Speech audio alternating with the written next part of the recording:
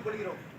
இதை வருங்காலத்தில் நடைபெறா வண்ணம் தகுந்த பாதுகாப்பு சட்டத்தையும் அதற்கான வழிமுறைகளையும் அரசு உடனே செய்து தர வேண்டும். மருத்துவக் கல்லூரி, மருத்துவமனைகள், ஆரம்ப சுகாதார நிலையங்கள் அனைவற்றிலும் பாதுகாப்பை உறுதி செய்ய வேண்டும். அங்கு வரும் நோயாளிகள் இல்லாதவர்களை அனுமதிக்கும் நிலைமையை முற்றிலுமாக தடுக்க வேண்டும். அதை கொண்டு வர வேண்டும்.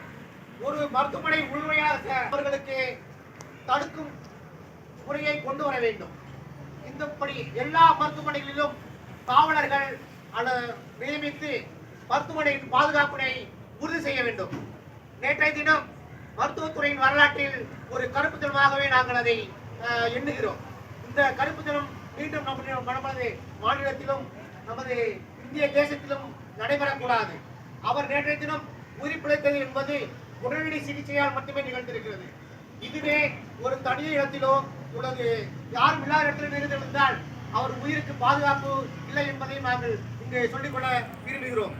மருத்துவரை ஓபி பார்த்துக் கொண்டிருந்த மருத்துவரை கத்தியால் பண்ணி அவரை கொலை செய்ய உடனே நம்ம வன்முறை தாக்குதலை தடுத்து நிறுத்துமாறு தமிழக அரசை வலியுறுத்தி இந்த கண்டன ஈர்ப்பு போராட்டம் நடந்து கொண்டிருக்கிறது.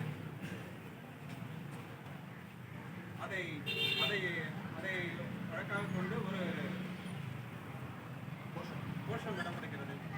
தமிழக அரசே, தமிழக அரசே, வழங்கு வழங்கு மருத்துவர்களுக்கு பாதுகாப்பு வழங்கு.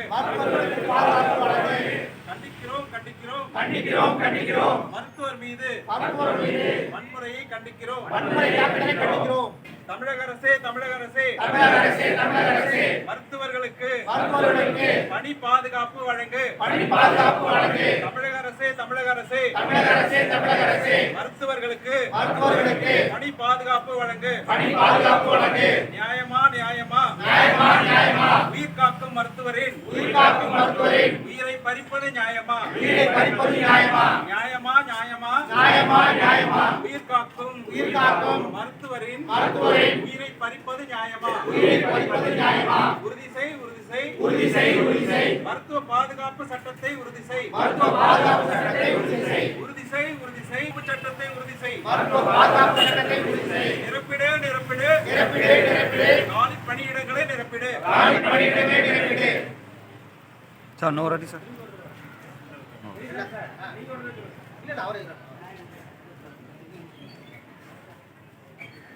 தமிழக அரசே, வணங்கு மருத்துவருக்கு பாதுகாப்பு வழங்கு. கண்டிக்கிறோம். மருத்துவர் மீது வன்முறையை கண்டிக்கிறோம். தமிழக அரசே